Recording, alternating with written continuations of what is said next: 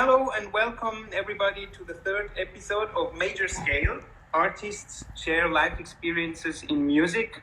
Today I'm extremely excited and very happy to welcome esteemed conductor Andrew Litton as my guest. Hi Andrew. Hi Sebastian. Thanks for taking the time. Thank you for inviting me. This is fun. You gave me something to do today. I appreciate it. Yeah, I'm so happy you could make it. And of course, first we have to talk a little bit about current situation in coronavirus and what it's doing with our lives. And how have you been doing? How did you keep yourself busy during the last weeks? Since I think that almost all your performances must have been canceled as well. Yeah, my last actual conducting was in Singapore on March 5th with your colleague Philip Quint, and came back from that, and within 4 days they had shut Lincoln Center, which is where I was going to go then work. We were going to have our spring season. I'm music director of New York City Ballet, and we were about to start our spring season. So basically, if I get to conduct again anytime soon, it's going to be the middle of September, because everything is canceled for me until the middle of September. And even that, we're talking New York City. I don't know if we're going to be up and running by then. So it's been a crazy time. I have never gone, since my career started way back in 1982, I have never gone more than 2 weeks without getting on an airplane.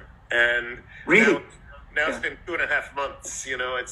It's a crazy feeling. And I've been talking with a lot of my conductor colleagues. It's amazing how something like this suddenly brings you much closer together, because usually we never talk to one another. And not one of us, and I'm talking about very famous conductors like Simon Rattle and Daniel Harding and Alan Gilbert. Nobody can be motivated to open a score, and that's the funny thing, because what we do as conductors relies completely on other people. There's absolutely no satisfaction artistically that you can get looking at a score, an orchestral score, unless you have a fertile imagination, and you will certainly never get a sense, if it's a new piece, of what it's like conducting it until you actually have players in front of you. So I've actually gone back to my roots during this time. I have a very nice Steinway downstairs, and I've been playing every day. I've also used this time to finally go through, we're in my music room here. I brought boxes from when I left Dallas in 2006 that were sitting in the corner that I'd never opened. So it's given me this no excuse, actually, to not finally go through my old junk and sort it out and throw out a lot of stuff I certainly don't need anymore. So it's been a good time for that. If there could be a plus side to this, there's all of that, and also the fact that I get to speak to my father at cocktail hour every day on FaceTime. We've never spoken so much certainly not on a daily basis my whole life. So it's been fantastic. Little things are actually great. The big picture, very grim. I mean, as you know, you and I belong to the last, what they say, the last phase of the reopening, because it's public gathering, and that's being discouraged all over the world. And so I don't see this happening anytime soon. I'd be very surprised if it happens much before the end of the year, to be honest.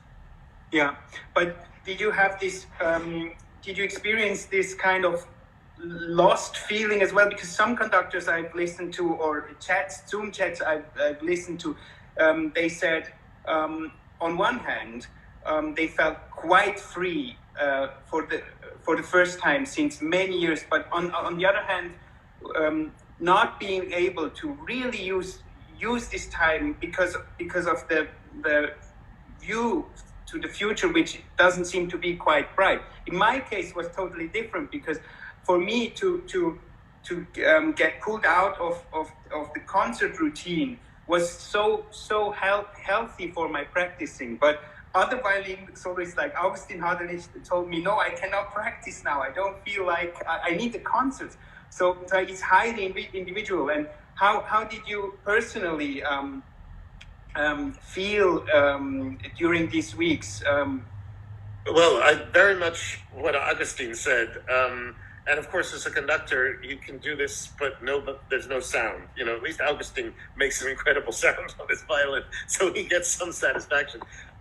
That's why I went back to playing the piano, and that's been very satisfying, even though I at first sounded terrible, because it's been at least 2 or 3 years since I've actually seriously worked on anything on the piano. But I think the total despair hit me quite early. I think it was still the 3rd, 4th week of March when I really got a sense, especially I lost a very close friend in Italy to this, who's my age. When you start putting faces on the statistics, on the fatalities, it changes your whole view, you know, and I don't mean to sound callous about this. Lord knows whenever there's a disaster or some tsunami or something somewhere else in the world, you look at the numbers, you go, this is impossible to imagine. But when you suddenly know people that have died from this virus, it changes everything in a sense, because it personalizes it. And so it hit me hard the 3rd and 4th week of March. Now I'm fine. I mean, we got spring in New York, look, all the windows are open behind me. You know, and of course that cheers you up. You know, it's my favorite time of the year anyway.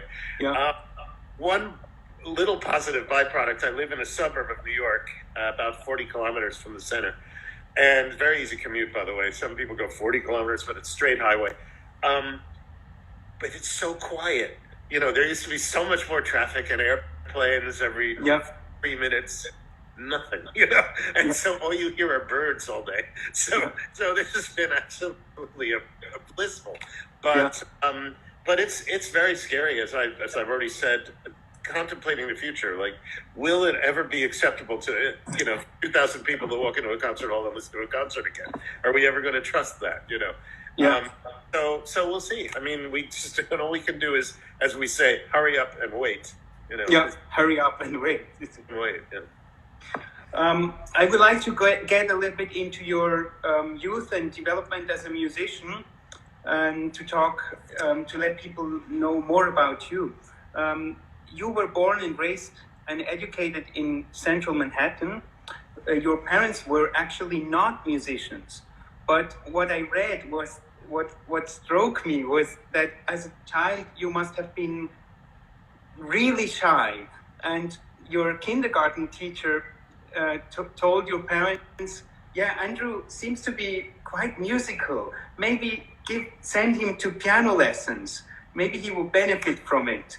So that's true. No, that's exactly what happened. My parents loved music. My mother's no longer with us, sadly, but my father still does, has the radio on all day on the classical station. And in fact, he writes me when they're playing one of my recordings, "It's your own." It's really sweet.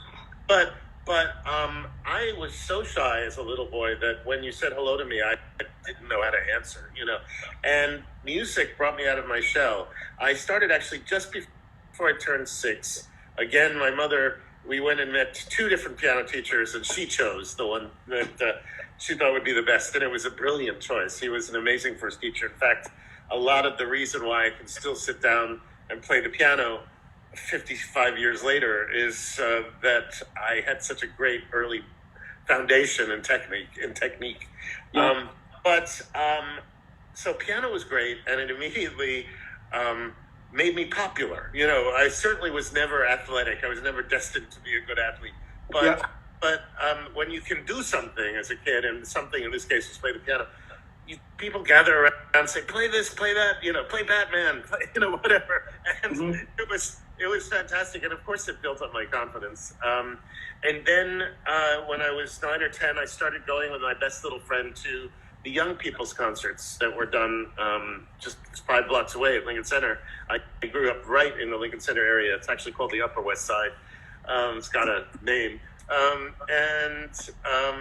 It was Leonard Bernstein.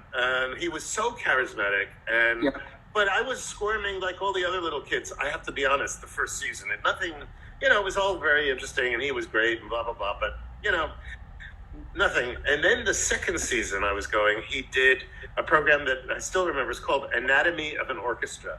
And during it, he featured Respighi's Pines of Rome. It's one piece on the program. And the way Bernstein described each vista in the Pines of Rome. And then the music was so colorful. You know, this 1927 score is so cinematographic, and you can literally see, and my young mind could see these places in Rome, even though I'd never been to Rome, you know. Yeah. And of course the ending with the extra brass and the Roman legions marching in, I was gone. You know, this was it. So it wasn't an instant epiphany, but it happened early on in my childhood. So I was 10, 11, and I come out of the hall. My mother always picked us up, and I said, "Mom, I want to be a conductor." And I remember she just rolled her eyes and said, "Yeah, whatever." Because up till that very moment, I wanted to be a fireman, you know, but not just any fireman. I don't know if you've seen movies from the 70s in New York, but we used to have these long hook and ladder fire trucks. And there was one guy alone in the back, driving the back wheels, because, of course, the corners are tight. That wasn't going to be me. So you just have to transpose standing high up and being in control. I had already figured out that I wanted that. I just didn't realize it was going to be in music. And so my parents were sort of scratching their heads about this. And the closest friend of the family happened to be the timpanist of the Metropolitan Opera Orchestra. He was there for 66 years at the Met. But this is way back in the early part. So he started in 1946. So this is roughly 1970. Yeah. And he was your godfather. Yeah, and he said, all right, I got this. You guys relax. Just let me have Andrew a few times a week.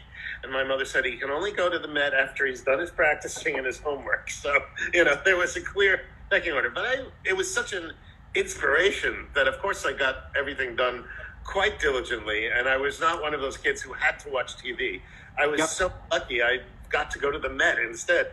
And so it was brilliant. I think I saw at least 3 operas a week. And, of course, when you're 11, 12, you don't know where the subito fortissimo loud timpani rolls are in anything. You know, it's you know, the repertoire was new to me.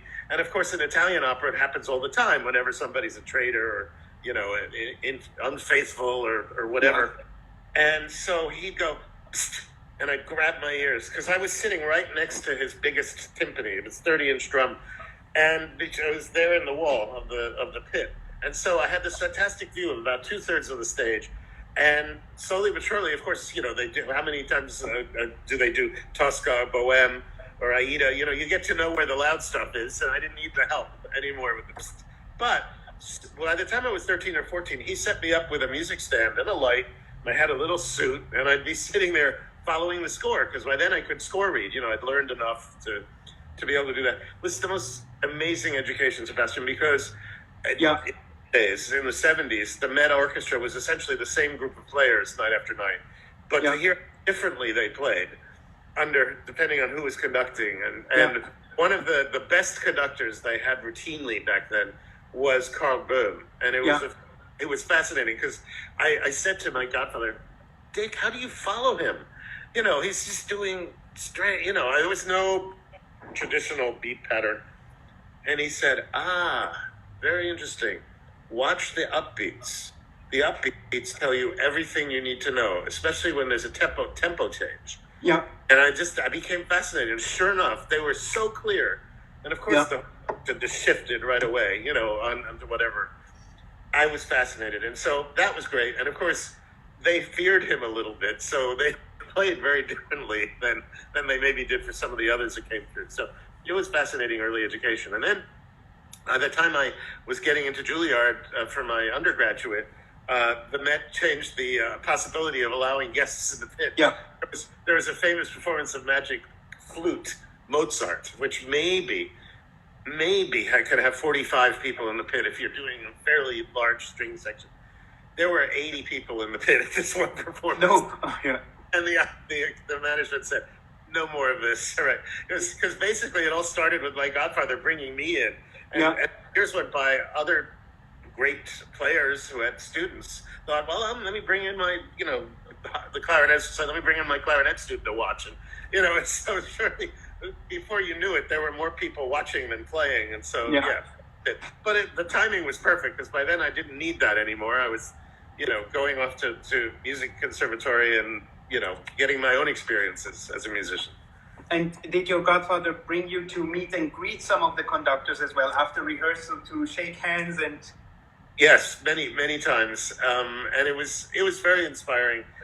One of his sidelines that happened quite by accident, he became one of the top baton makers on the planet. He was one of three people that top tier conductors went to for batons, and his first customer was Carl. Or Böhm. batons. Yes, and his first customer was Carl Böhm, who showed up at the Opera House with two stubs, two broken.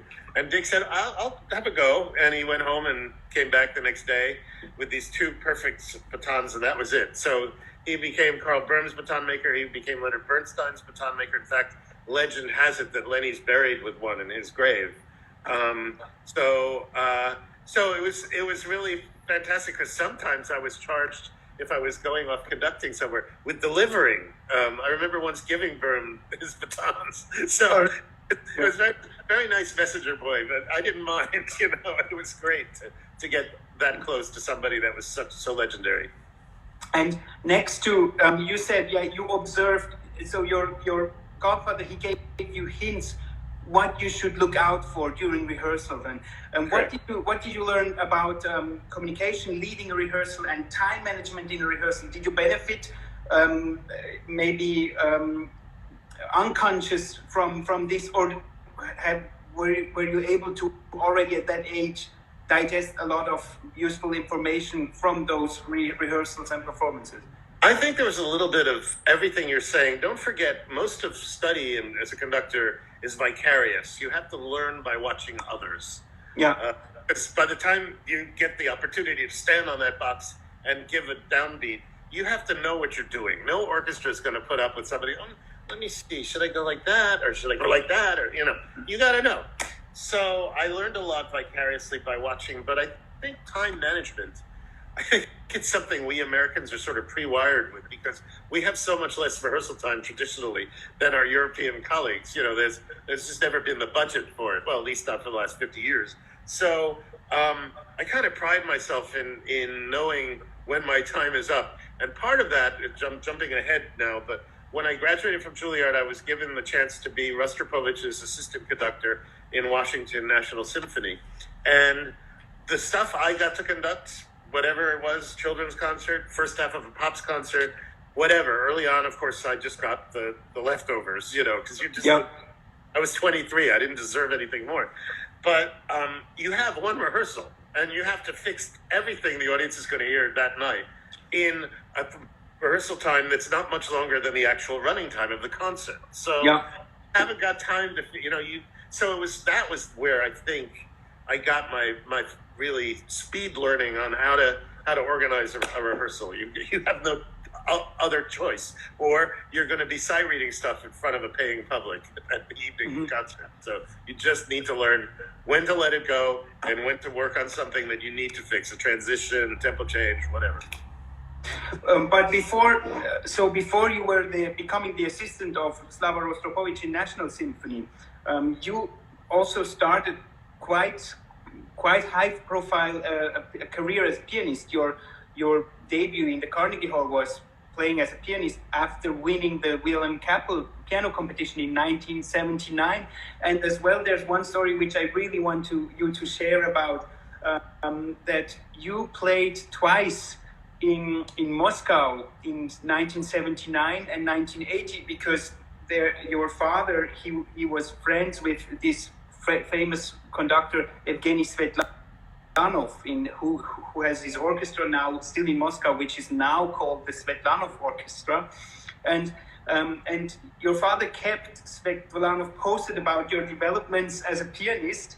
And then later, when you started out to perform, he invited you to perform this piece. Let's listen shortly.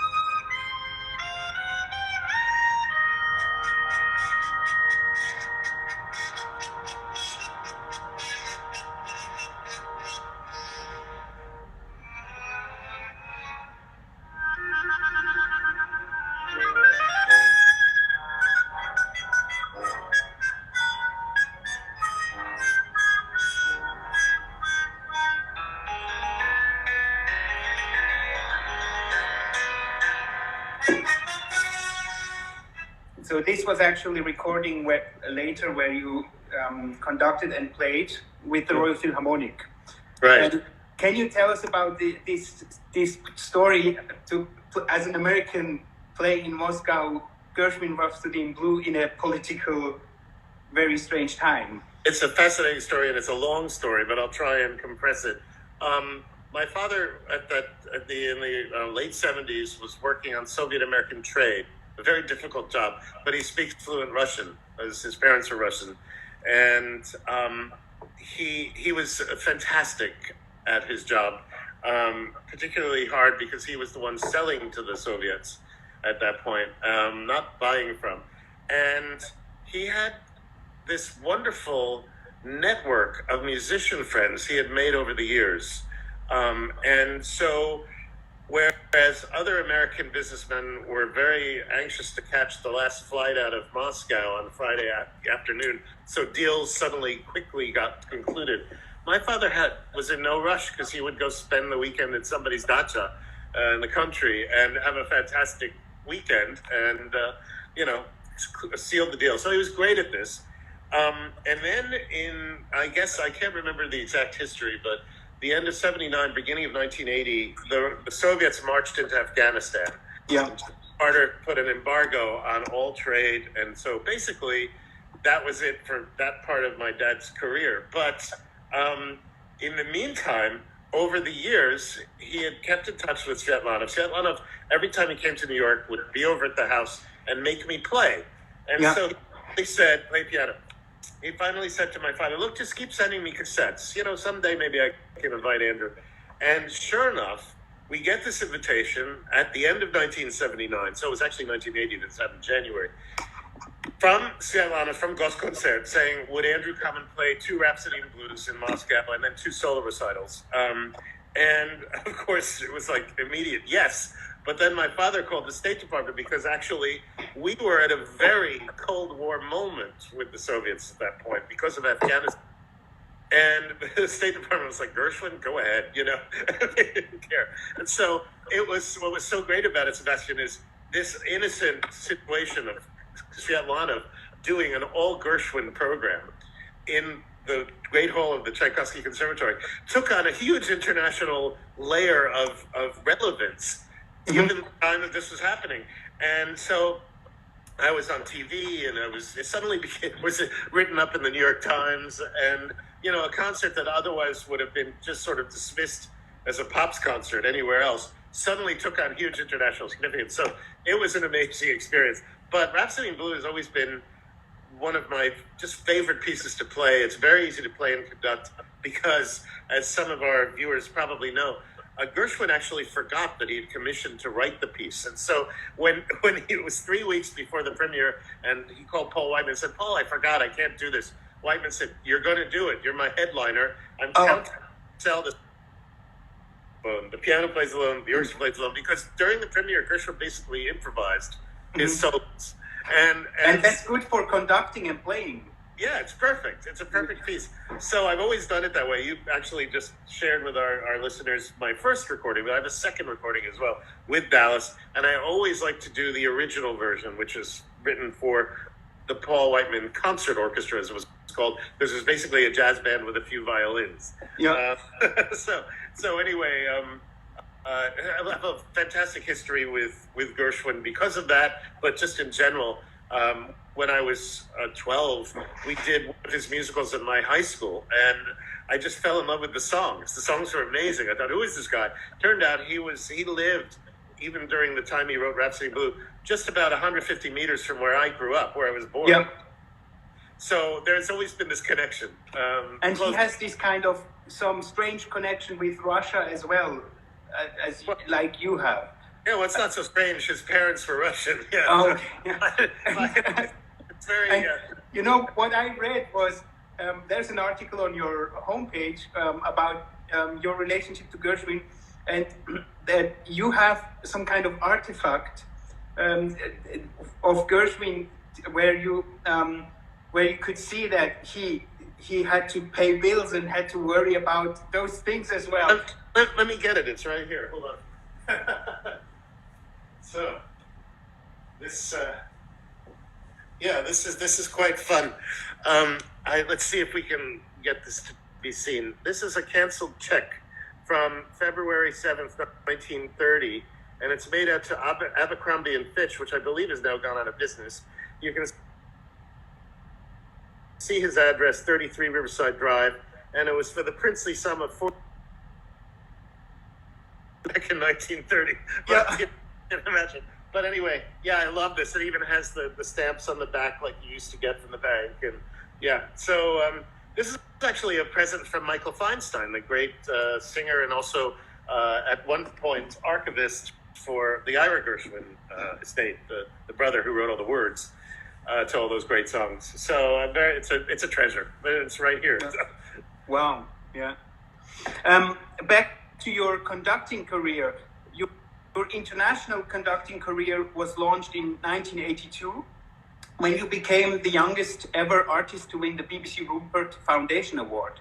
As part of that prize, you got to conduct your first full symphony concert together with the BBC Symphony Orchestra, and shortly after, you led two very successful performances with the Royal Philharmonic, mostly doing British repertoire, Elgar, in Britain as an American, being very successful at doing that. How do you explain that? I don't know. It's thanks for the about talking about the competition. That was actually one of those things, Sebastian. I'm sure in your career you've had these moments where should I do it or shouldn't I do it? Should I do it or shouldn't I do it? This was in the middle of my master's year at Juilliard, so it was January of 1982. 2 years after Moscow, interestingly enough, and it was between the two semesters. So we had the winter break, we had the break, it was vacation. And back then, it was the time of before airline deregulation. You had to stay a week to get the low airfare. So I thought, okay, I'll go. It's time off. I'll get to explore London, which I never had really done. I'd been there once or twice with my parents for a day or two, but never. So I thought, great. I never got to explore London. I kept getting to the next round and the next round and the next round. And finally, I won the thing. So it overnight launched my conducting career. I got management and then these concerts, as you mentioned. And so my very first full-length concert as a conductor was with the BBC Symphony. It's not a terrible way to begin. That was it. And then 6 months later, I graduated from Juilliard and I got to join Rostropovich in Washington. So I had this fantastic sort of dual career. I was able to be an assistant conductor with a major orchestra and learn stuff and ask silly questions of the first bassoon or the third trombone or whatever, and learn. And then at the same time, I then was able to go off to London and actually perform with these top orchestras. It was a fantastic, dual education at the same time. And Elgar, I'd always loved. I love romantic music. It's always been my go-to. And so at my debut in London, I actually conducted Elgar's in the South, which became one of my party pieces then. It's a lovely tone poem. And then I think the way many young conductors get started is cancellations. There's always their colleagues. Now we're all canceled. But back then, normal course of events, older colleagues would pull out, withdraw from a concert. And because I was in Washington with good access to an airport, very often the call would come, how fast can you get here? And one of those substitutions was Elgar Enigma variations. So I was basically learning it all the way across the Atlantic the very first time. And, it's again became a piece I fell madly in love with. And I was very lucky because by that point, I think this is now 84, 85, I had such a nice relationship with the Royal Philharmonic and certain players in particular, like the concertmaster, the leader, Barry Griffiths. He would say, Andrew, don't take time there. That's a bad idea. He would never say to an established conductor, but I had such a good relationship and he wasn't in the slightest bit condescending, but it gave me a true English sense of when enough was enough. Yeah. When you didn't need to do that vibrato, the music did it for you. And it was great. And I was a sponge, of course. So, now I feel most confident in some funny ways with Russian music, which of course is my background. And it's very easy. And of course, American music, because I'm American. But it's just really ironic how that all happened. It all happened because I was given these very early seminal experiences that I was able to learn from, because of course at that age you're just a sponge. You're taking it all, and it's fantastic, and almost no filter needed. It was just oh, great, more, give me more, tell me more. It was brilliant. It was a wonderful time. And when you're talking about this dual situation with having already a great going performance career in Europe mainly, and being assistant conductor in Washington to Slava Rostropovich, you have to share some insight about your how Rostropovich really personally taught you and helped you develop, and how specific he was. I was quite astonished when I was watching a video on YouTube where you were talking about your relationship to him, and he was very specific, and later when he came to Bournemouth playing a cello concerto and you were conducting, he told you, Andrew, now you are a real conductor. Yeah, well, that's that's again very long story. I'll try and compress, but when I got the call to come down to Washington to audition, it was literally with a week's notice, and so I didn't know if somebody had pulled out of the audition process, and I frankly didn't know what I was getting into. And as soon as I got the job that day, he right after winning, he came into the room and spent 90 minutes talking to me. And I realized at that moment, that was the beginning of the most amazing mentorship that I ever possibly dreamt of. And it was 4 years. And he would routinely show up at my concerts because he lived in DC, lived across the street.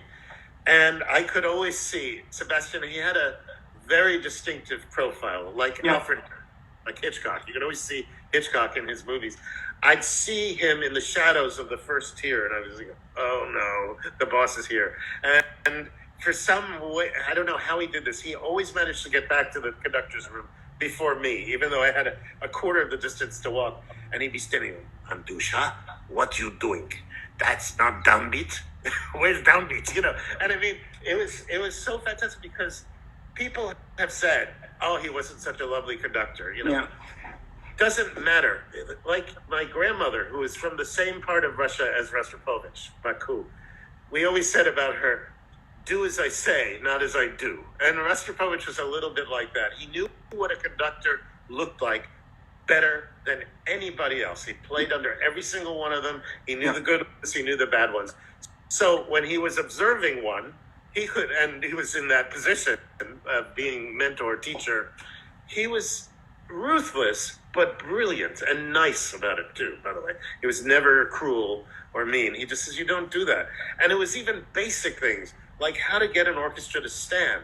I was 23. I was so excited. I was conducting a great orchestra. I'd be like, stand, stand with me, and it's, Andrushika, you don't do that with orchestra. You must ask them to stand. You must say, stand. And, I mean, okay, that's a silly, superficial example, but it gives you an idea of the breadth, the gamut of what he was willing to dispense as a teacher, as a mentor. And then, of course, when we'd go off on tour, everybody would scatter as soon as we got back to the hotel. He wanted a drinking buddy, and I was so eager to spend time with him that I, of course, foolishly said yes, until the next morning he'd be bouncing up onto the jet bridge of the plane, and I'd be crawling on all fours trying to keep up. I learned in the end how to deal with that, but which is called pouring the vodka in the plant, which is always in every suite in every hotel, by the way.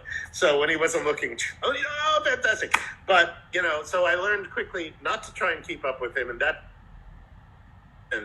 and as a teacher, because he gave me so much more time than, okay, your hour's up, go. Yeah. So I talked to it earlier about my London debut in 1983 with the Royal Philharmonic. On that program was Tchaikovsky for piano concerto with the legendary Shura Tchaikovsky playing the solo part.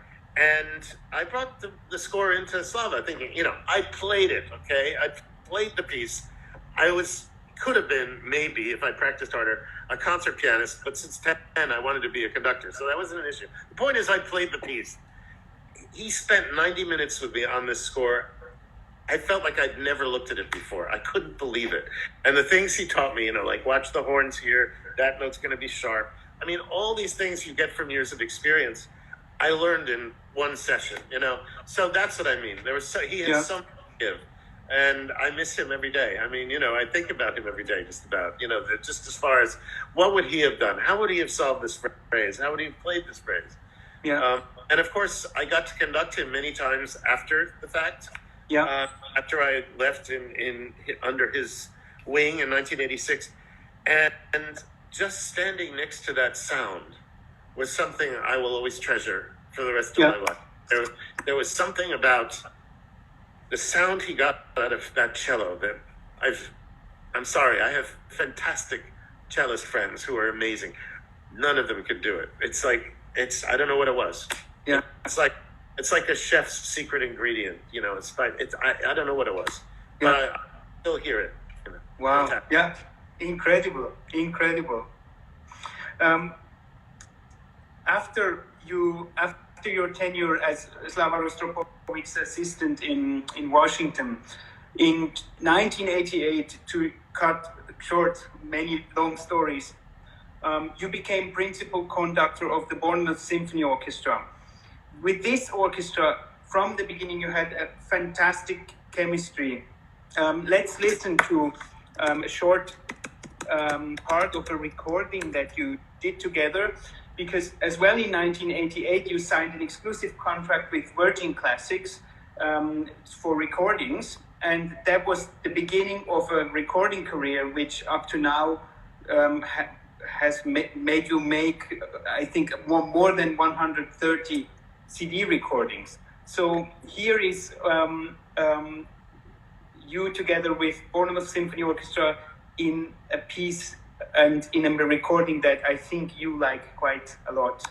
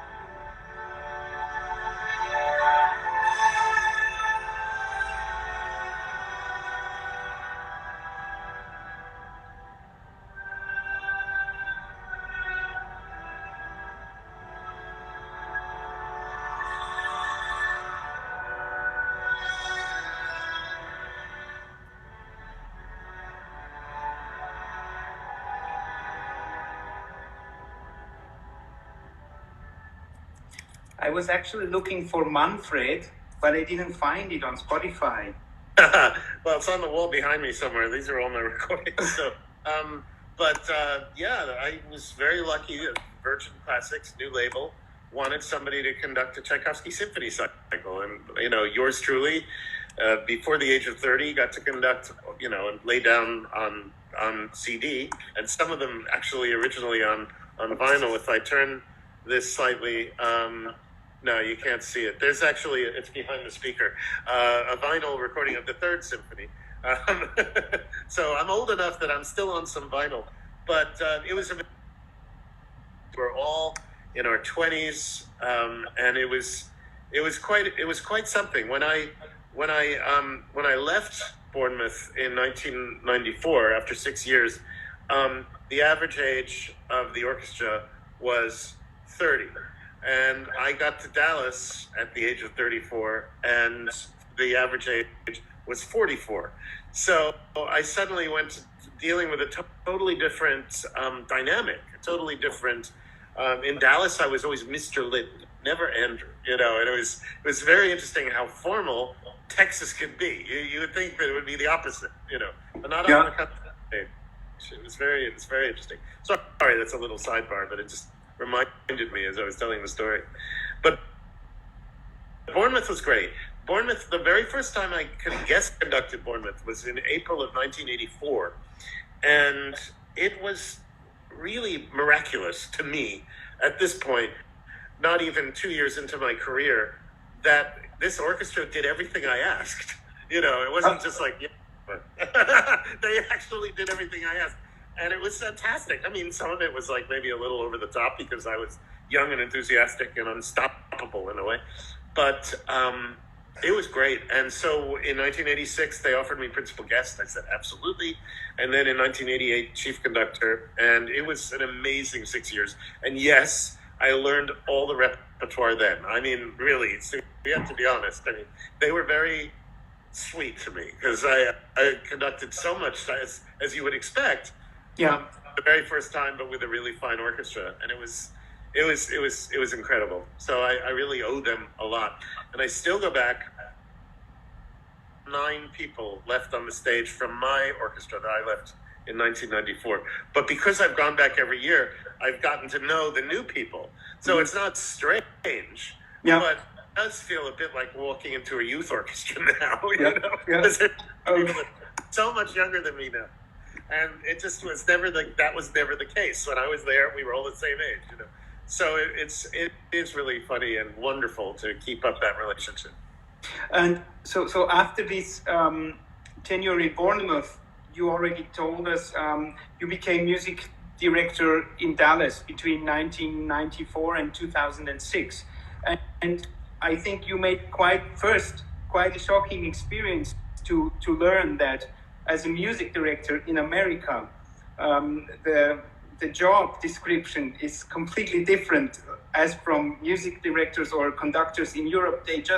Their part of the job is just to conduct the orchestra, the rehearsals and the concerts. And if that goes well, then everything is fine. But in America, you had to become kind of a general manager and fundraiser as well. Very much so. And I knew that going in because I, of course, grew up in this country in America. But I hadn't realized how much of the job the fundraising actually needed to be. And in Dallas, we were incredibly successful during my tenure. A lot of it having to do with the fact that the economy was good during that time. Yeah. So between 94 and 2006, the endowment, which is what every American orchestra relies on to cover, well, bad years like this one for everybody, and you know, just to cover expenses, you live off the interest from the endowment if all is going well. And the endowment. We went from 19 million to 100 million. And Sebastian, I got to tell you, that was a lot of meals. Yeah, that's a lot of money. Yeah, no, it's a lot of meals. You don't get money on a first date. You've got to go out with people. You've got them to buy into why they should give to your orchestra and not Southwestern Medical Center, or why they shouldn't do both. You know, I mean, and so it was a fascinating experience. And I tell you, one of the reasons why I loved my job in Dallas so much was the sense of satisfaction that not only were we putting on, I think, pretty darn good concerts and recording 26 recordings and going to Europe 3 times and Carnegie Hall 4 times, but we were paying for all of it. We weren't running in red. We were running in the black. You know, it was a fantastic feeling. Like, this is a success on every level, not just artistic. Yeah. And then fast forward, I go to Bergen, and there's an orchestra that the king would write. You know, we always joke, the king wrote us a check for 85% of our budget. Well, that's not true. He didn't write the check personally. But in other words, the government funded business as usual. If you wanted to do anything special, you had to raise money for it. And we did that too. So we landed during the early part of my 12 years in Bergen, we landed the first corporate sponsorship deal in Western Norwegian history, because Oslo, of course, was doing just fine with getting, you know, because all the headquarters of the companies are there. But we actually landed this huge gift that allowed us to start touring and make more recording, and it was great. It was really fun. But I was able to use my experience from America to coach in Norway in what is basically a new paradigm for them. Yeah, and as well in Bergen, you managed to raise the profile of the orchestra internationally quite a bit, because I remember that Bergen, when I was studying, when I was 12 or 14 years old, this orchestra was it was a name that was absolutely familiar, and that's what was maybe part of, because you did a lot of recordings and you toured with them as well. I think you played at the BBC proms as well with Bergen. Yeah, and you you got knighted from the Norwegian king for your. Everybody says, "Oh, do we have to call you sir?" No, the Norwegians don't do that, unfortunately. I'd love to be called sir. yeah, actually, yeah.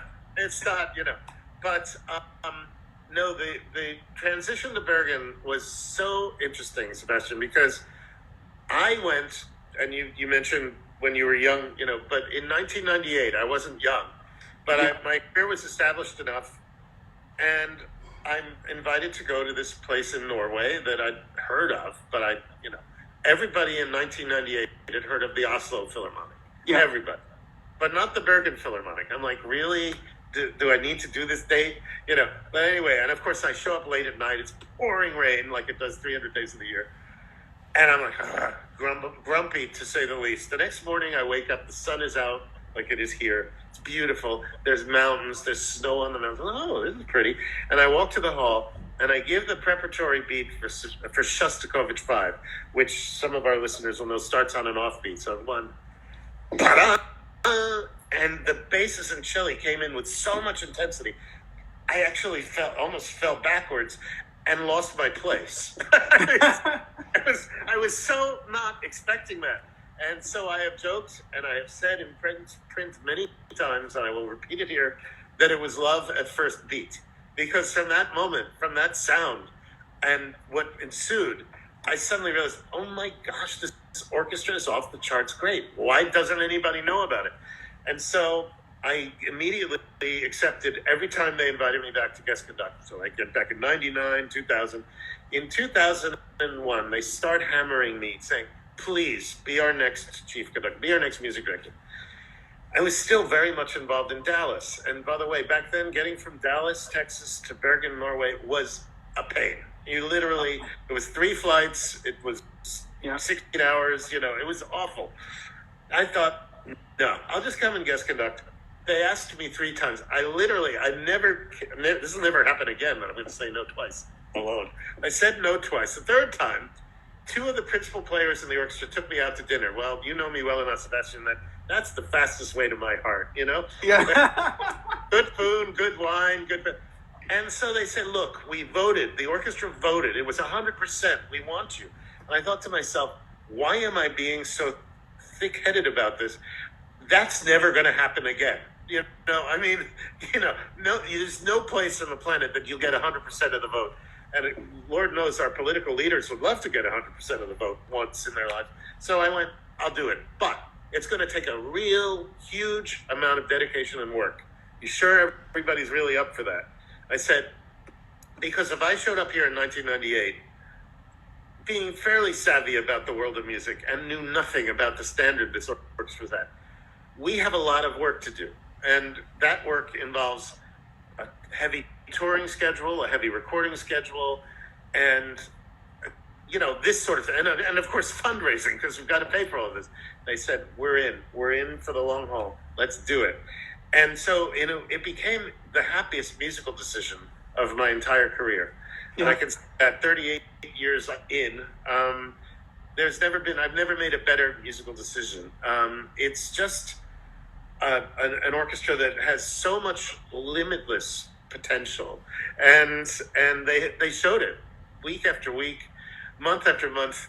I used to laugh to myself that I didn't remember anything about the journey. I was 5 minutes of the first rehearsal, I was like, now I know why I do this. And I missed them all so much. We had a great time. It was a great run. Lots of tours. I mean, in 2007 alone, we toured the States. we had a residency in Vienna, and you mentioned Prom's debut. It was their very first time at the Proms. They've been there now 3 times, I think, so they're veterans. Concerto debut. I mean, these are big things, but the whole point was here was this orchestra, one of the oldest on the planet, by the way. We got to celebrate in 2015 the 250th birthday of this orchestra. Here they were making their debuts at these legendary venues for the first time at the age of 247 or whatever it was. You know, my math is terrible, but they were in the 240s. All right, but the whole point is, should have happened earlier. I'm glad I got to do it on my watch. It was thrilling. It was really thrilling. Great. And wow.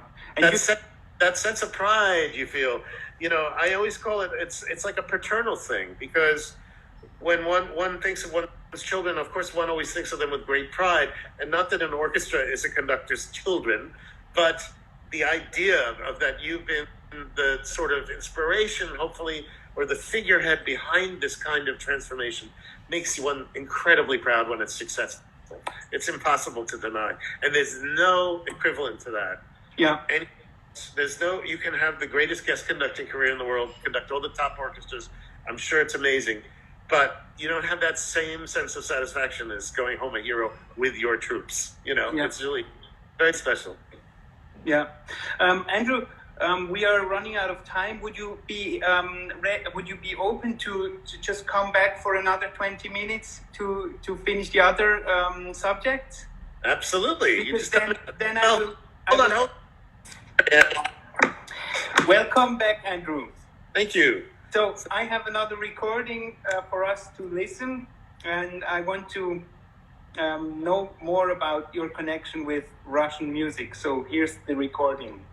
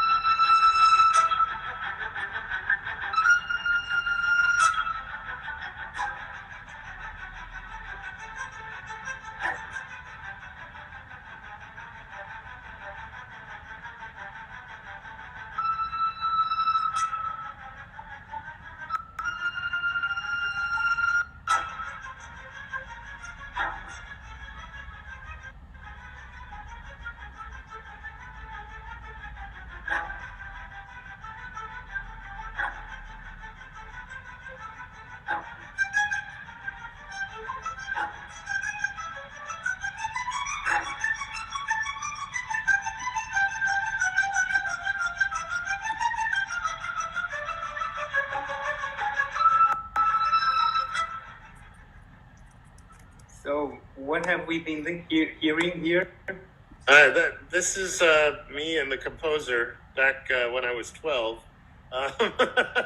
Anyway, I'm sorry. I'm just showing it to you on my phone. The Scherzo from Shostakovich 8. And again, I was privileged enough to get to study it with Rostropovich. Not only Rostropovich student initially, but then best friend.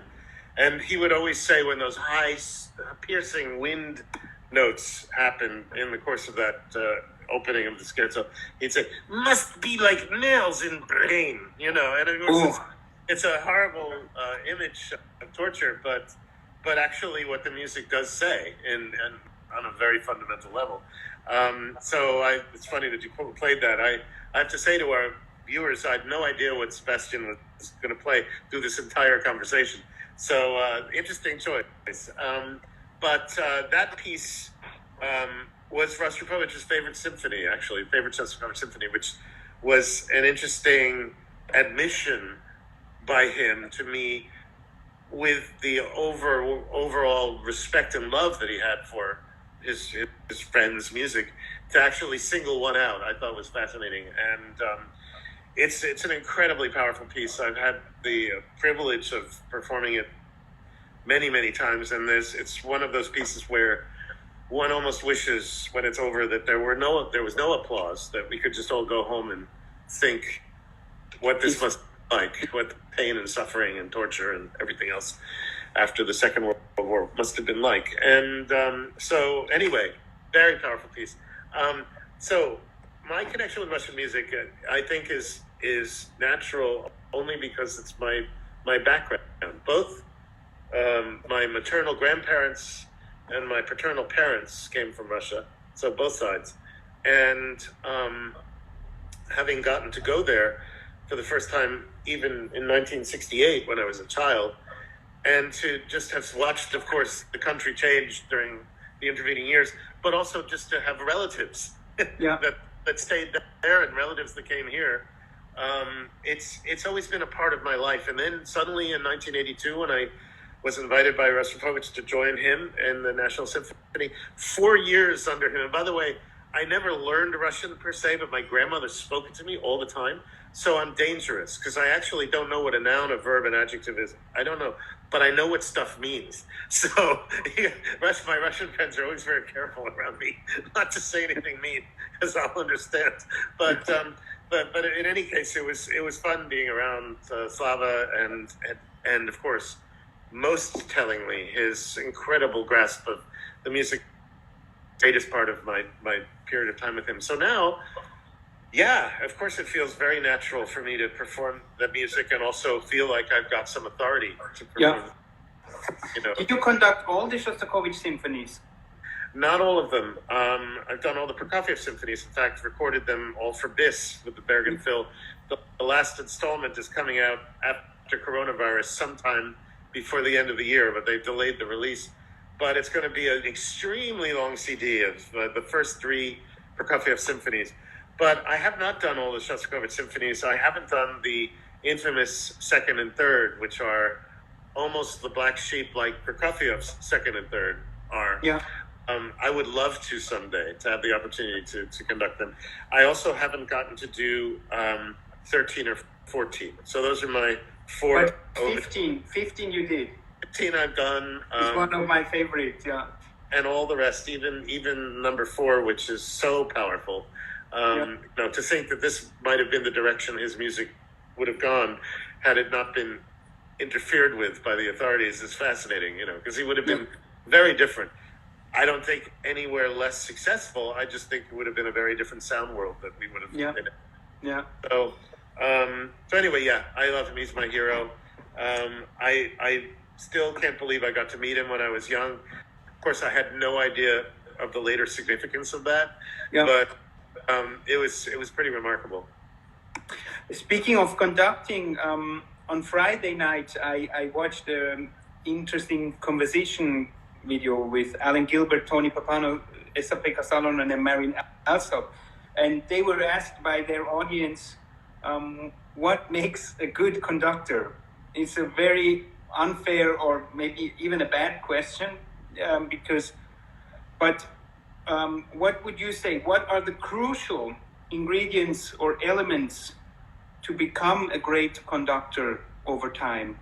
Wow, I mean, it's a very complex question, and it's almost as unfair as asking a chef what makes a great chef, because, you know, it could be anything. It could be your secret ingredient, or it could be the lamb you're cooking, or it could be... But if you just take it on the most fundamental level, a conductor plays an orchestra like you play your violin or somebody else plays the piano. So you're playing an orchestra, which means to make this huge machine of 60 to 100 people play together, the first responsibility is to be clear, because the orchestra have to guess where to play. You know, it should really be as clear as possible, because you're there to help. You're not there to hinder. The second and most important thing is to try and inspire an orchestra, because if you're working with a great orchestra and you're doing another Tchaikovsky performance of a Tchaikovsky symphony, you better either have something really interesting to say or an interesting way of saying it. And that's, I think, a big responsibility, because at the end of the day, we are performing animals, musicians, conductors. We need an audience. And if you can't make the orchestra and the sounds the orchestra make speak to the audience, then you've failed as a conductor. You have failed in your job. And so whatever means is necessary. Sometimes less is more. Sometimes, you know, there's a very, very famous conductor we know who conducts with a toothpick, you know. Yeah. Sometimes less is more. But when you look at the greatest conductors, who it has to, of course, way up there is Leonard Bernstein, who was so charismatic and visceral and exciting, and a lot if we believed everything was in Conductor in the sense of communicating and stimulating and exciting his players into doing stuff that maybe they didn't even think was possible. So I think a conductor's fundamental job is communication, both ways, with the orchestra and with the audience, channeling that sound world that the orchestra is making to the audience. That's the biggest job. Yeah. Yeah. In 2017, around when we did our recording together, I was speaking to a common friend of us, Stephanie, and she told me that you are following at that time kind of a very disciplined work schedule. You tend to study scores every morning, and what I wanted to ask you about is, can you share some thoughts on work ethics on the long term for young musicians, maybe instrumentalists, but conductors as well? What advice would you give? Because we are looking at a timeline of maybe 60 years, or to keep in shape and to keep curious about the profession. What's your advice for someone like me and other people in the audience? Well, gosh, again, a very complex question, very good question. I do like to do my studying early in the morning. I mean, literally early. Like, I get up sometimes at 4 or 5 in the morning, just because there are no distractions. There are no phone calls. There are no texts. Everybody else in their right mind is asleep. And it's great to have no distractions. Cup of coffee, the music, off we go. One of the things that's been an amazing benefit, and that's why I took the job as music director of the New York City Ballet, is the new repertoire that meant I had to learn. Because after 36 years at that point, you do wind up conducting the same 40 pieces again and again, no matter how hard you try. Sure, you do new pieces throughout the year, but, I mean, world premieres or whatever. But basically, orchestras want to sell tickets, so it's going to be the same 40 pieces. So I love the fact that at the ballet, we can do the most wide-ranging repertoire, some of it totally that would empty a concert hall. Yeah. But the ballet audience is there in droves because they love the choreography that goes to this Webern music, for example, or Philip Glass music, or, you know, and it's brilliant. I remember we did one program that had Corigliano Red Violin, Berg Violin Concerto, and Stravinsky Violin Concerto. Can you imagine that? I would have 5.5 people at the Tonhalle. So, I know, maybe I'm being unfair, but certainly in this country, it would not attract a concert audience, but the ballet performances were full. So what this has meant, Sebastian, is suddenly I have a whole new bunch of new music to me to learn. And I have loved it because it's like reigniting the early spark of discovery for me. It's no longer, and of course you do Rachmaninoff's Second Symphony for the 78th time. You're still looking at the score as you maybe even on the plane ride over, saying, "Wow, I forgot about that second violin part," or "Look at this is amazing." Because music, as you know, is constantly evolving, and you're constantly discovering new things, and there are new things to want to try and experiment with, especially if you have a keen orchestra that is also on board for this voyage of discovery. But when it's a new piece to you, you've got to really show up at the rehearsal knowing exactly what you're going to do with it, even though it's curve before the first rehearsal when it's something new. And that's one of the fun things about getting older, is the experience one has learning music just helps. You recognize patterns, or you recognize, well, of course, there's always stylistic trends in between composers and their output. But there also, it never becomes easier to learn music, but it becomes somehow easier to learn music. I don't know how, I don't know another way to say that, except that, there's no longer, oh my gosh, I have to learn this piece. It's more like, great, let's get started. And making this conversation go full circle to where we started over an hour ago, one of the challenges during this time of COVID-19 is I've got no music to learn. I mean, sure, I've always put off Parsifal for a rainy day, but I'm not in the mood. I don't want to look at that heavy stuff. And so, like I said, I've been just enjoying playing new piano repertoire. And by the way, that's really satisfying because it's instant gratification. You're making the sounds. You can tell in a G sharp, not a G natural. You fix it immediately.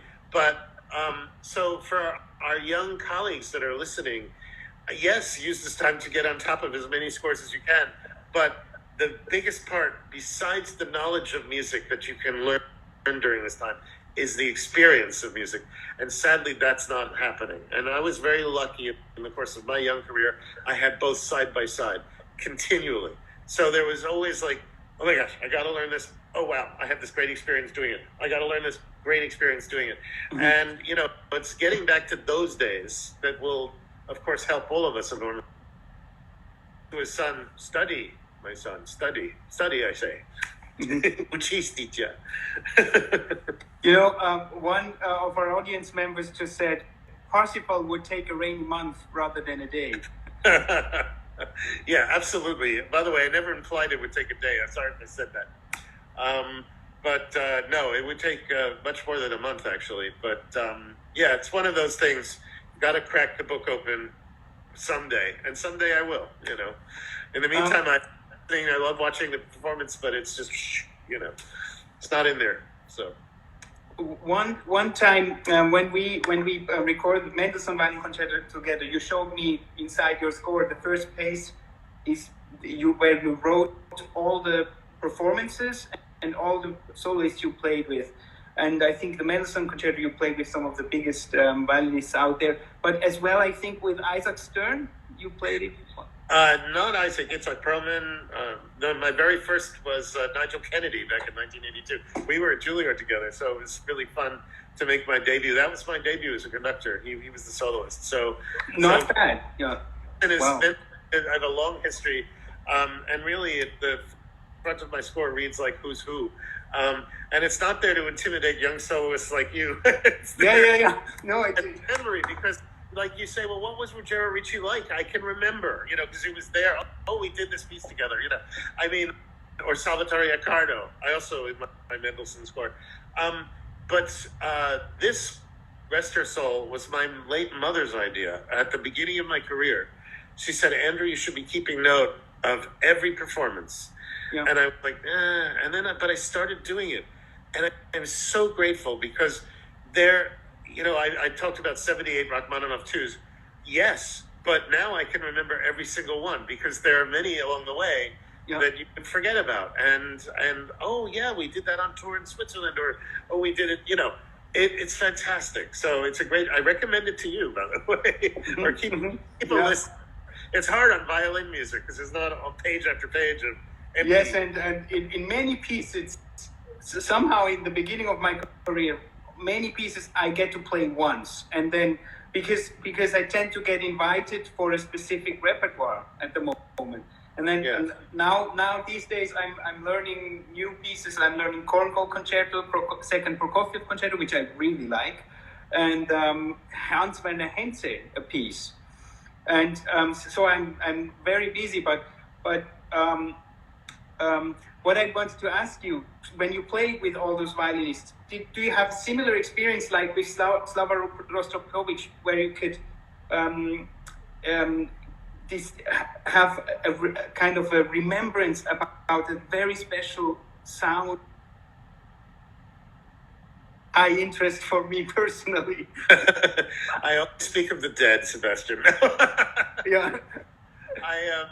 There are any number of amazing violinists now, as you know, and so it would really be unfair to single anybody out. Of course. I mean, I think one of the great things is that people still, to this day, with all the recordings and everything else, still have individual voices. I mean, my experience of recording with you was amazing because you still had something to say and your own view on the tempos. And I always approach working with soloists as show me what you want to do. I want to know what you want to do. you, the soloist, want to do? Because I know how the accompaniment goes, but that accompaniment can be made to fit any situation, and that's part of the joy I find of collaborating. You know, my Mendelssohn Violin Concerto accompaniment isn't the same way every time, because it shouldn't be the same way every time, because the flower, the bouquet in the middle of this forest is the soloist. You make the soloist look good and feel good, and that's what I've always tried to do. But sure, everybody has a unique sound and a unique approach, and I love when there's a sense of freedom in the collaboration where, because I love jazz so much, I want the soloist to be able to try something new at the time in the performance without us having discussed it. Sure, show me, like get my attention, make sure I know, then we do it. And it's fantastic. That kind of spontaneous music making is very special, and I love it when it enters our business, the classical business, because I think the audience is the ultimate beneficiary as well as the composer. I can't tell you the number of new pieces I've done in my career where the composer said, wow, I hadn't thought of it that way, that's a great idea. And you're like, well, sorry. And then you have the other school of thought that says, you got to do what's in the score. I'm sorry. I've been with too many live composers, living composers, where they go, oh, I like that idea better. Doesn't necessarily make it into the published score. And they know about it, So I'm working on Brahms G Major Violin Sonata right now. So many questions about tempo, because he's not clear. Yeah. Yes. You take the coda of the first one slower, or because of what he writes, or which tempo is that? It's not tempo. Which tempo? And the development section in the first movement of the Brahms First Violin Sonata is difficult to know when to go back to the tempo one. You can either go back to the tempo one only when reprisa is arriving, but then you have to stay in the slower tempo for very long, which Guido Kremer does in his recording, but doesn't add up to my instinct. But, That's very honest. I wouldn't be that honest, but no, I agree with you. And so it's been really interesting to figure this out, and in the way that makes sense to oneself, because that's how you provide the audience with the sense of, okay, this is what I think about this great piece. Take it or leave it, but this is what I think, and I've spent a long time thinking about why, especially with a great. Your absolute favorite music is opera. And yet the most time of your career, you were mainly focused as an orchestral conductor. Was that kind of a conscious choice, or did that just evolve and happen that way? And then you came to conduct opera more on concert stages, or did you aim for to direct opera more? I would have loved to have conducted much more opera in my career. As it is, I've done, I don't know, something like around 18 new productions. New productions are great because you get all the rehearsals and, whatever work. And I've had the great privilege to work with some of the best opera houses in the world. But it's never been enough for me. I adore opera. I love the interaction with the singers. One wonderful thing about now being involved with a ballet company is I still get that amazing feeling walking into the pit, bowing to the audience and turning and looking up at the curtain. Because unlike a concert where everybody's in the shared space, when you have your orchestra around you, beside you, and you look up at that curtain, you know that in a few short minutes, you're going to change people's lives. There's something about the proscenium and that curtain opening that I think is so special, whether it be opera, whether it be ballet. And so I adore opera, and if anybody's listening that has any control over this, invite me. It's my favorite repertoire by far, and many of my concerts have opera excerpts, in them somehow. Of course, it's because there's so many great overtures, but I absolutely love doing it. With the ballet, which I started New York City Ballet in 2015.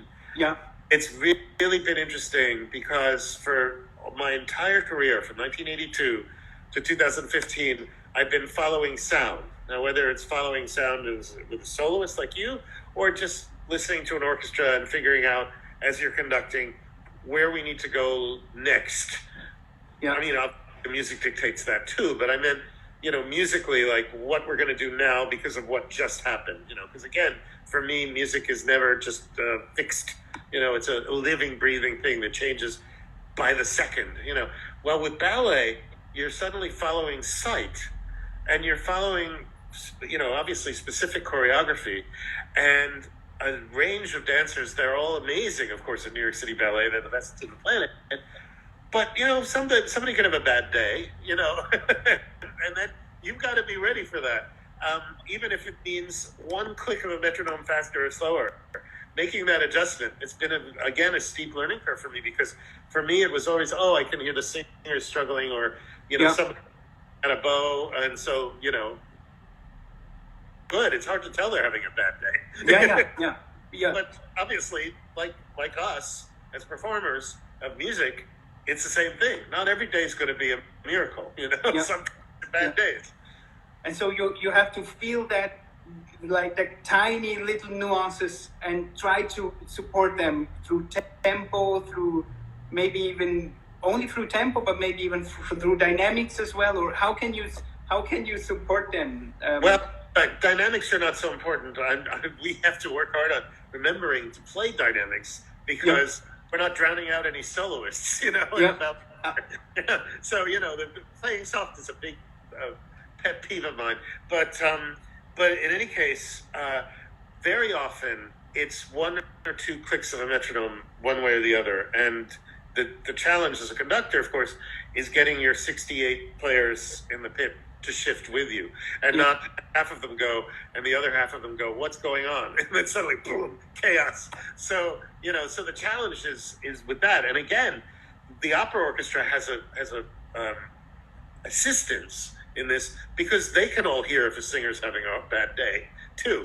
But when you're in a ballet orchestra, you can't tell that somebody's having maybe a less good day, or sometimes they get thrown into a new part for the first time. So it's not a question of having a bad day. They're just not as familiar with it. Yeah. And you need to extend a little attitude. It's fascinating. But one of the things that I've noticed that's most interesting for the classical ballets we do, the Romantic period ballets, very often when a dancer says it's too fast, it's too slow, that's not what they mean. What they mean is they need a little time at the ends of phrases. Like we would normally do musically, maybe, unless somebody says, why are you slowing down every 8 bars? Normally we would take a little time. Well, sometimes dancer just needs that to set the next step, to set the next period of steps into motion. And it's been great to learn that. It's like, we're just supposed to phrase down here. That's easy. So it's right. Yeah, interesting. Yeah. And another area of your work recently, you became the I think principal guest conductor in Singapore. Yes. With the Singapore Symphony, I visited this orchestra twice as a chamber music player, because when I was back in the Stradivari Quartet, we did concerts with the musicians of the SSO at Victoria Hall. It's a wonderful place to be. And how is your how did you get to Singapore in the first place, and how are you? What does it mean to you to be linked with this fantastic country and institution there? Well, as I mentioned to you at the start of this talk, actually, the last place I conducted, ironically, before COVID-19 shut me down, was Singapore, March 5th. So in a way, it's very meaningful to me that my last concert was with my orchestra that I'm principal guest conductor of. And there were people saying, don't go. And I went, no, I'm going. I'm principal guest conductor. A little solidarity here. And as you mentioned, this fantastic place. I felt safer there than I felt any minute I've been here in New York. I mean, for sure. They took my temperature in and out of the hotel, in and out of the concert hall. All right, they had a resurgence, as indeed we are going to as well. I mean, stop denying it, folks. But in any case, they have it under control. The orchestra, back to the orchestra, superb and great attitude. Just a lovely, they have this wonderful warmth to their persona on stage, and they will do anything. I mean, we were doing Corleone Red Violin on making strange sound effects with your instruments, and they were great about it, and really, I think, embraced the challenge, and there's some very tricky things at the beginning of the last movements with ensemble. And, you know, okay, we went over it a few times, but the concert was perfect. So I was really proud of them. And it's just wonderful. It's a wonderful management, lovely people. Yeah, it's great. Yeah. Real treat. I mean, the flight is no joke. You know, it's the longest commercial flight on the planet currently from New York to Singapore. It's 18 and a half hours. And you really feel at that point that you've been born again when you get off the plane. You know, like, wow. Yeah. The womb. Yay. I mean, it's how many weeks are you doing a season in Singapore? It varies. This last season I did 5, or there'll be 5. Next season I think it's 3. You know, so it really depends on everybody's schedule. But it's great. And so this came about, I guess, in 2017, and it was just a fantastic addition to my world, because as much as I adore working for the ballet and this huge amount of new repertoire, by the way, how cool is it to conduct the Tchaikovsky ballets in their entirety after years of just doing the symphonies and the concertos, you know, in the suites? It's fantastic to do all these ballets. I can't wait till Swan Lake comes back, you know. It's so much to conduct. But anyway, to have an orchestra still with which one has a close relationship is fantastic, because you get to go do all your Shostakovich symphonies, your Mahler symphonies, and things that you can't do at the ballet. So it's a wonderful. Again, I seem to be blessed with having 2 great worlds going at once. What future plans maybe are you looking forward to if we are allowed to play again in the next 2 years? Is there some projects like recording projects or orchestral performances or ballet projects that you are especially looking forward to?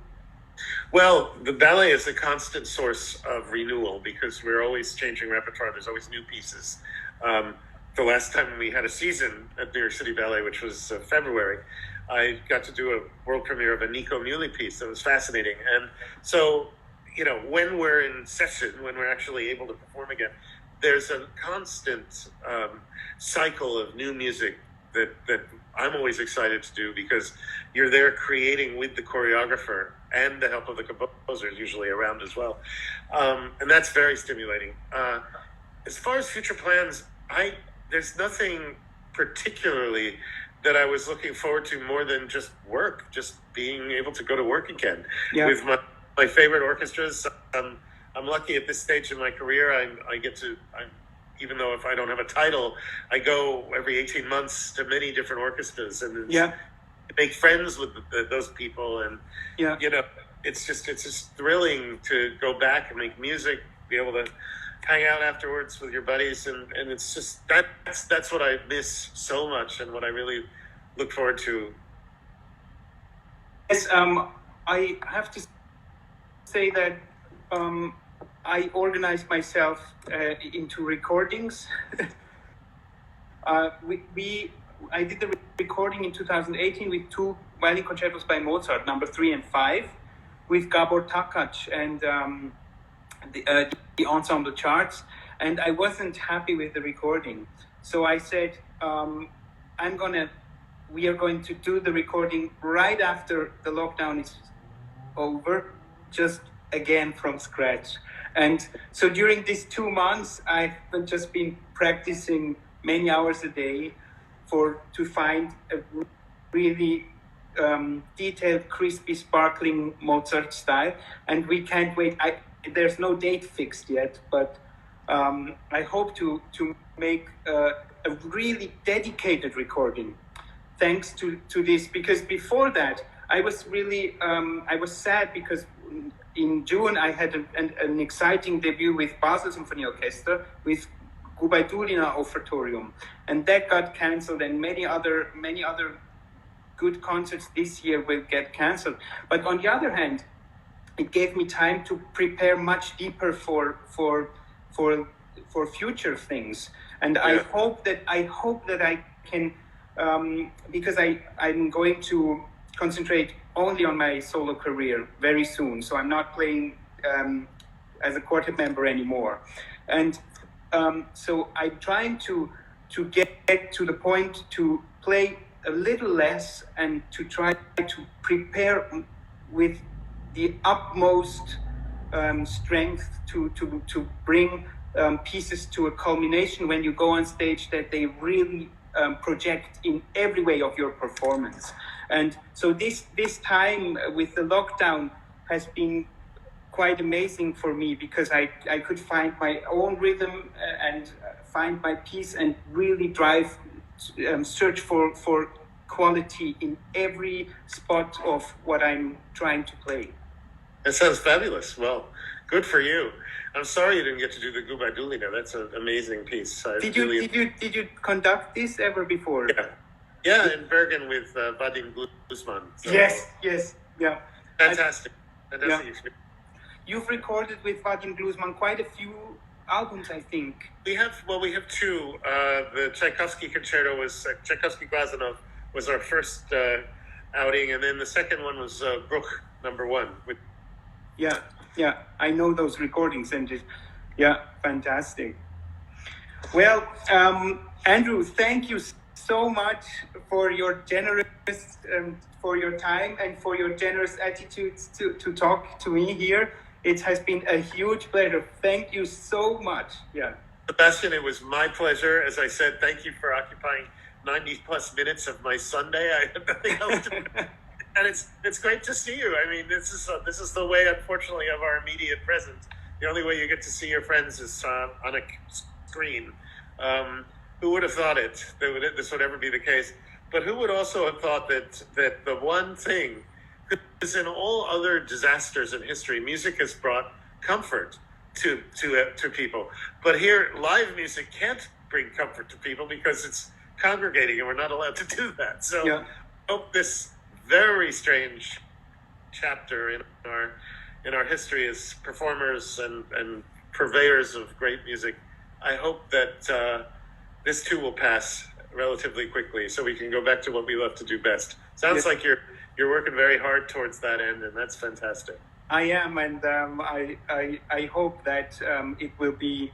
I'm very positive, and I think after those 2 years, if we have a vaccine, we will go back to normal faster than we thought. But we have to have positive endurance, maybe quite a long time. Yeah.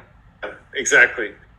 Well, listen, I wish you all the best, and we'll talk soon, okay? Yes. Thank you, Andrew. Thank you. Goodbye. Thanks. Have a nice Sunday. Bye. You too. Bye-bye.